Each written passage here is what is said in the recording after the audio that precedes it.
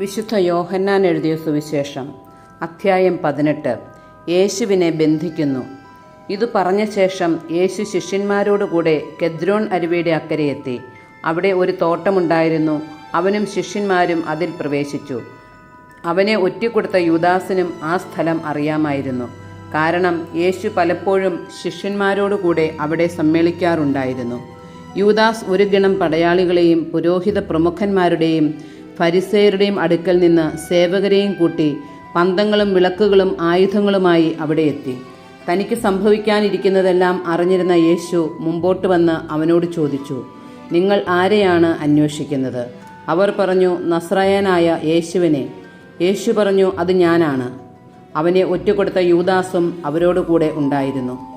ഞാനാണ് എന്ന് അവൻ പറഞ്ഞപ്പോൾ അവർ പിൻവലിയുകയും നിലംപതിക്കുകയും ചെയ്തു. അവൻ വീണ്ടും ചോദിച്ചു, നിങ്ങൾ ആരെ അന്വേഷിക്കുന്നു? അവർ പറഞ്ഞു, നസ്രായനായ യേശുവിനെ. യേശു പ്രതിവചിച്ചു, ഞാനാണ് എന്ന് നിങ്ങളോട് പറഞ്ഞുവല്ലോ. നിങ്ങൾ എന്നെയാണ് അന്വേഷിക്കുന്നതെങ്കിൽ ഇവർ പൊയ്ക്കൊള്ളട്ടെ. നീ എനിക്ക് തന്നവരിൽ ആരെയും ഞാൻ നഷ്ടപ്പെടുത്തിയില്ല എന്ന് അവൻ പറഞ്ഞ വചനം പൂർത്തിയാകാൻ വേണ്ടിയായിരുന്നു ഇത്. ശിമയോൻ പത്രോസ് വാൾ ഊരി പ്രധാന പുരോഹിതന്റെ ഭൃത്യനെ വെട്ടി അവൻ്റെ വലത്തുചെവി ഛേദിച്ചു കളഞ്ഞു. ആ ഭൃത്യൻ്റെ പേര് മൽക്കോസ് എന്നായിരുന്നു. യേശു പത്രോസിനോട് പറഞ്ഞു, വാൾ ഉറയിലിടുക. പിതാവ് എനിക്ക് നൽകിയ പാനപാത്രം ഞാൻ കുടിക്കേണ്ടയോ? പ്രധാന പുരോഹിതൻ്റെ മുമ്പിൽ. അപ്പോൾ പടയാളികളും അവരുടെ അധിപനും യഹൂദരുടെ സേവകരും കൂടി യേശുവിനെ പിടിച്ചു ബന്ധിച്ചു. അവർ അവനെ ആദ്യം അന്നാസിൻ്റെ അടുക്കിലേക്ക് കൊണ്ടുപോയി. കാരണം അവൻ ആ വർഷത്തെ പ്രധാന പുരോഹിതനായ കയ്യാഫാസിൻ്റെ അമ്മായിയപ്പനായിരുന്നു. ജനങ്ങൾക്ക് വേണ്ടി ഒരാൾ മരിക്കുന്നത് യുക്തമാണെന്ന് യഹൂദരെ ഉപദേശിച്ചത് കയ്യാഫാസാണ്. പത്രോസ് തള്ളിപ്പറയുന്നു. ശിമയോൻ പത്രോസും മറ്റൊരു ശിഷ്യനും യേശുവിനെ അനുഗമിച്ചിരുന്നു. ആ ശിഷ്യന് പ്രധാനാചാര്യന് പരിചയമുണ്ടായിരുന്നതിനാൽ അവൻ യേശുവിനോടുകൂടെ പ്രധാന പുരോഹിതന്റെ കൊട്ടാരമുറ്റത്ത് പ്രവേശിച്ചു. പത്രോസാകട്ടെ പുറത്തു വാതിൽക്കൽ നിന്നു.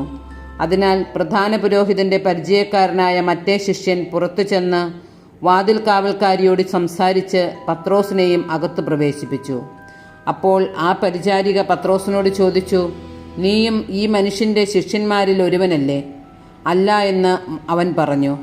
തണുപ്പായിരുന്നതിനാൽ ഭൃത്യരും സേവകരും തീ കായുകയായിരുന്നു. പത്രോസും അവരോടൊപ്പം തീ കാഞ്ഞുകൊണ്ടിരുന്നു. പ്രധാന പുരോഹിതൻ ചോദ്യം ചെയ്യുന്നു. പ്രധാന പുരോഹിതൻ യേശുവിനെ അവൻ്റെ ശിഷ്യരെയും പ്രബോധനത്തെയും കുറിച്ച് ചോദ്യം ചെയ്തു. യേശു മറുപടി പറഞ്ഞു, ഞാൻ പരസ്യമായിട്ടാണ് ലോകത്തോട് സംസാരിച്ചത്. എല്ലാ യഹൂദരും ഒരുമിച്ച് കൂടുന്ന സിനഗോഗിലും ദേവാലയത്തിലുമാണ് എപ്പോഴും ഞാൻ പഠിപ്പിച്ചിട്ടുള്ളത്. രഹസ്യമായി ഞാൻ ഒന്നും സംസാരിച്ചിട്ടില്ല. എന്നോട് ചോദിക്കുന്നത് എന്തിന്? ഞാൻ പറഞ്ഞത് എന്താണെന്ന് അത് കേട്ടവരോട് ചോദിക്കുക. ഞാൻ എന്താണ് പറഞ്ഞതെന്ന് അവർക്കറിയാം. അവൻ ഇത് പറഞ്ഞപ്പോൾ അടുത്തു നിന്നിരുന്ന സേവകന്മാരിൽ ഒരുവൻ, ഇങ്ങനെയാണോ പ്രധാന പുരോഹിതനോട് മറുപടി പറയുന്നത് എന്ന് ചോദിച്ചുകൊണ്ട് യേശുവിനെ അടിച്ചു. യേശു അവനോട് പറഞ്ഞു, ഞാൻ പറഞ്ഞത് തെറ്റാണെങ്കിൽ അത് തെളിയിക്കുക. ശരിയാണ് പറഞ്ഞതെങ്കിൽ എന്തിന് നീ എന്നെ അടിക്കുന്നു? അപ്പോൾ അന്നാസ് യേശുവിനെ ബന്ധിച്ച് കയ്യാഫാസിൻ്റെ അടുക്കലേക്ക് അയച്ചു. പത്രോസ് വീണ്ടും തള്ളിപ്പറയുന്നു. ശിമയോൻ പത്രോസ് തീ കാഞ്ഞുകൊണ്ട് നിൽക്കുകയായിരുന്നു. അപ്പോൾ അവർ അവനോട് ചോദിച്ചു, നീയും അവൻ്റെ ശിഷ്യന്മാരിൽ ഒരുവനല്ലേ?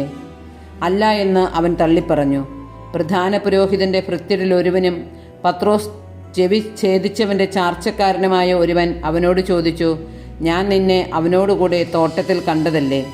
പത്രോസ് വീണ്ടും തള്ളിപ്പറഞ്ഞു. ഉടനെ കോഴി കൂവി. പീലാത്തോസിൻ്റെ മുമ്പിൽ. യേശുവിനെ അവർ കയ്യാഫാസിൻ്റെ അടുത്ത് നിന്ന് പ്രത്തോറിയത്തിലേക്ക് കൊണ്ടുപോയി. അപ്പോൾ പുലർച്ചെയായിരുന്നു. അശുദ്ധരാകാതെ പെസഹ ഭക്ഷിക്കേണ്ടതിനാൽ അവർ പ്രത്തോറിയത്തിൽ പ്രവേശിച്ചില്ല. അതിനാൽ പീലാത്തോസ് പുറത്ത് അവരുടെ അടുക്കൽ വന്ന് ചോദിച്ചു, ഈ മനുഷ്യനെതിരെ എന്താരോപണമാണ് നിങ്ങൾ കൊണ്ടുവരുന്നത്?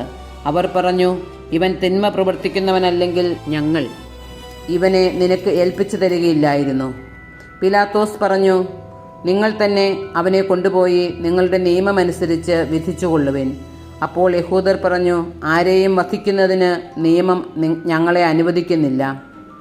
ഏതു വിധത്തിലുള്ള മരണമാണ് തനിക്ക് വരാനിരിക്കുന്നതെന്ന് സൂചിപ്പിച്ചുകൊണ്ട് യേശു പറഞ്ഞ വചനം പൂർത്തിയാകാനാണ് ഇത് സംഭവിച്ചത്. പീലാത്തോസ് വീണ്ടും പ്രത്തോറിയത്തിൽ പ്രവേശിച്ച് യേശുവിനെ വിളിച്ച് അവനോട് ചോദിച്ചു, നീ യഹൂദരുടെ രാജാവാണോ? യേശു പ്രതിവചിച്ചു, നീ ഇത് സ്വയമേ പറയുന്നതോ അതോ മറ്റുള്ളവർ എന്നെപ്പറ്റി നിന്നോട് പറഞ്ഞതോ? പീലാത്തോസ് പറഞ്ഞു, ഞാൻ യഹൂദനല്ലല്ലോ. നിന്റെ ജനങ്ങളും പുരോഹിത പ്രമുഖരുമാണ് നിന്നെ എനിക്ക് ഏൽപ്പിച്ചു തന്നത്. നീ എന്താണ് ചെയ്തത്? യേശു പറഞ്ഞു, എൻ്റെ രാജ്യം ഐഹികമല്ല. ആയിരുന്നുവെങ്കിൽ ഞാൻ യഹൂദർക്ക് ഏൽപ്പിക്കപ്പെടാതിരിക്കാൻ എൻ്റെ സേവകർ പോരാടുമായിരുന്നു. എന്നാൽ എൻ്റെ രാജ്യം ഐഹികമല്ല.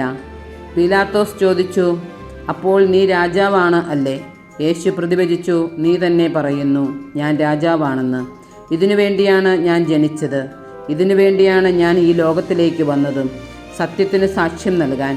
സത്യത്തിൽ നിന്നുള്ളവൻ എൻ്റെ സ്വരം കേൾക്കുന്നു. പീലാത്തോസ് അവനോട് ചോദിച്ചു, എന്താണ് സത്യം? മരണത്തിന് വിധിക്കപ്പെടുന്നു. ഇത് ചോദിച്ചിട്ട് അവൻ വീണ്ടും യഹൂദരുടെ അടുത്തേക്ക് ചെന്ന് അവരോട് പറഞ്ഞു, അവനിൽ ഒരു കുറ്റവും ഞാൻ കാണുന്നില്ല.